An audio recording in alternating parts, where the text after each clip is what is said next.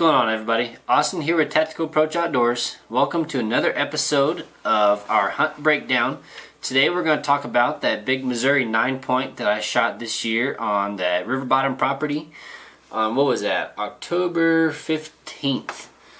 So let's go into that. So last year was the first time I hunted this property, another second year property, but I didn't really start hunting this property until later season. So I missed a rut.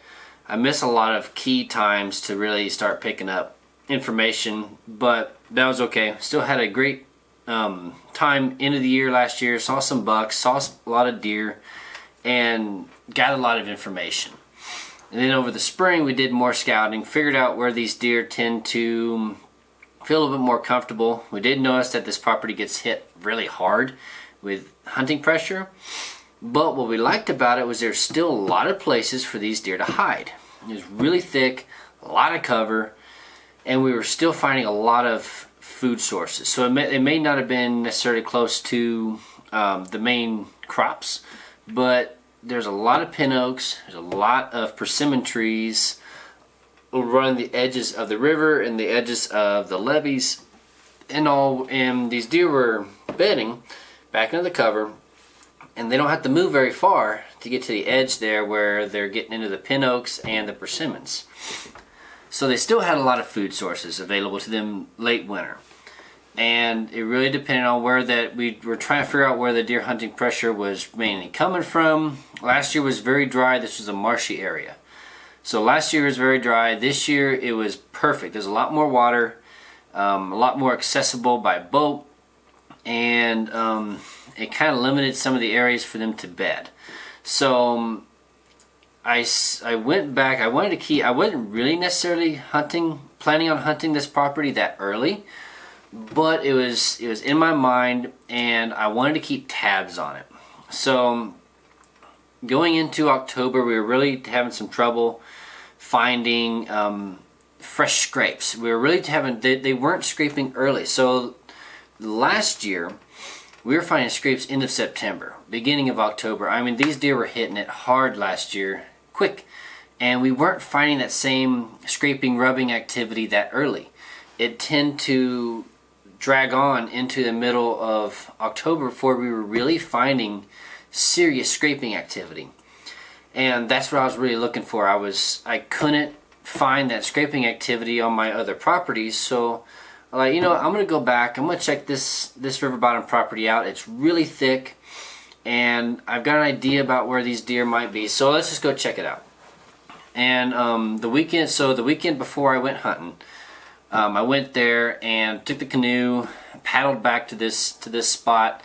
I mean, it was a good 2-mile paddle back there. So I wanted to get back there and check it, and I ran into some seriously hot scraping activity.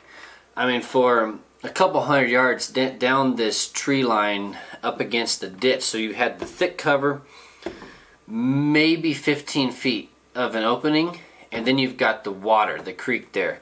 And it had pin oaks running all along the side there. It was like marbles. The acorns were dropping so thick, there was like walking on marbles. So the scrapes were there, they were fresh.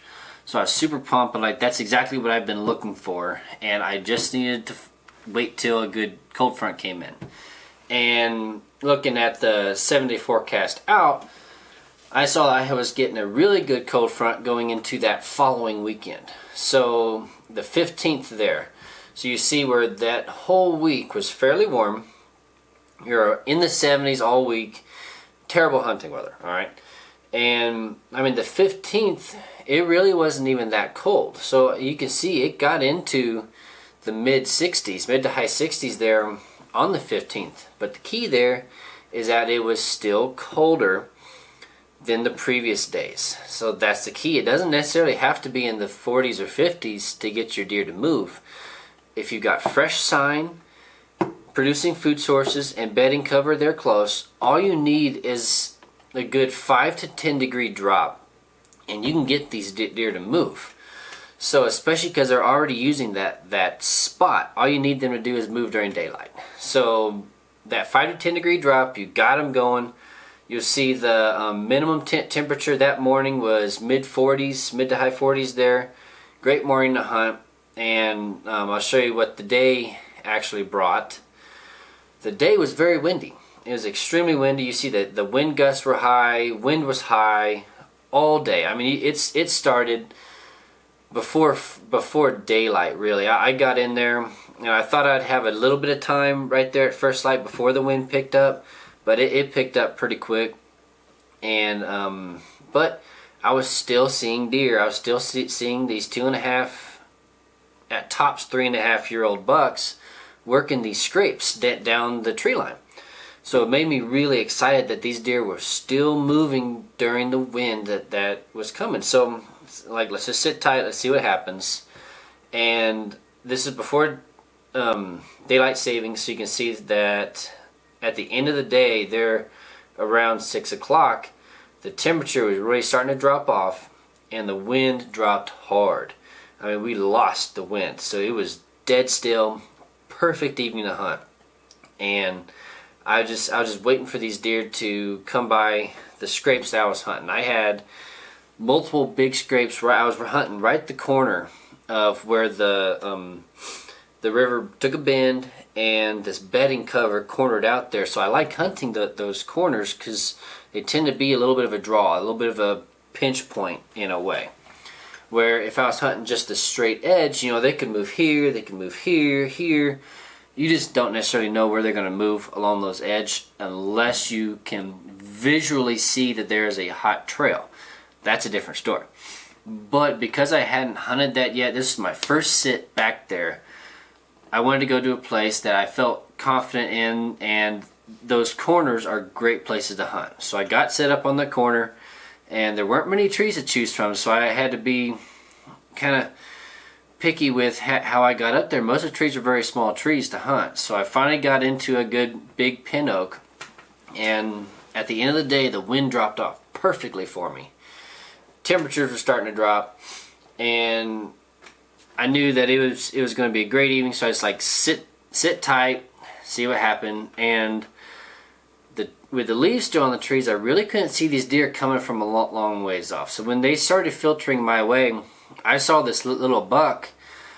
I mean, he wasn't 20 yards from me when I first saw him. I saw legs coming in, and I knew that I kind of saw it was a little buck, but I could tell there was more deer coming. So I got my camera ready, got it set on my shooting lane there, and got my bow ready. I could see that there was a good 3.5-year-old buck coming in, hitting the scrape, and still looking behind him. There's something else still coming. And right then I saw this big 9-point, and I could tell he was the dude. He was a good mature deer, great 9-point frame. And I was like, that's a deer I want. And he was coming in perfectly, coming into my shooting lane. So I got up and I got my bow drawn and ready for him. And the way he was coming in, he was being real aggressive with these younger deer. And I just couldn't tell which direction he was going to go. So I just had to kind of wait him out a little bit and wait for that perfect opportunity where he gave me a shot. So he ended up engaging with that 3.5-year-old deer, which is super cool. Right under my tree, he fired up a little bit of a fight there. And right when he backed up, he did a little bit of a rollback and turned away from me to go to the younger deer. Right then he gave me that real close, quartering away shot. He wasn't moving very fast, and it was a very instinctive shot, so that's it. That's my opportunity, and I took it. And I mean, it was crazy. He just stood there bleeding out. I mean, he had no clue what happened to him. So it was super cool experience. That was honestly probably one of the coolest experiences I've had in the woods with a deer. I mean, that was just awesome. So once he figured out that he was in trouble, he actually fell over right there. I thought he was going to die right there at the tree. And he ended up kind of walking off and trotting off a little bit, and he didn't go 60 yards and ended up dying 20 yards from my canoe. which made it super easy for me. So that was awesome, super cool experience. That was another one of those. I had just enough of a cold front, you know, things were warm. It hasn't been great hunting. The deer sign has been minimal. So I got some fresh sign, had a cold front, and I jumped on it. And it all worked out to end up putting a good, real nice 9-point on the ground. And I mean, he's definitely my biggest 9-point I've got on the wall. So that was real exciting. That was a great hunt. And that kicked off a week-long hunt going into Iowa. I was planning on hunting there for a couple days and leaving that Sunday and going to Iowa to hit another cold front, but the cold front up there wasn't coming till later that week. If I knew exactly where I was going in Iowa, I would have just went ahead and went up there, but I didn't. So I knew I had to set up in this particular location, great cold front. So I'm like, let's hunt Missouri for these first 2 days and see what happens, and then first couple of days and see what happens, and then we can pack up, go to Iowa, see if we can put 2 deer on the ground between Missouri and Iowa that week. And I did. Exactly 7 days apart, another cold front, and I hit that up in Iowa, and I shot another Iowa buck. So that's going to be on the next video I show you guys, so stay tuned for that. But there's your breakdown on that deer. It's an awesome hunt, super great footage. I mean, I couldn't have been happier. As a self-filmer, not only as a deer hunter, but as a self-filmer, I mean, that worked out just perfect. So, here's a shot to you guys. Good luck, happy hunting, shoot you a big one.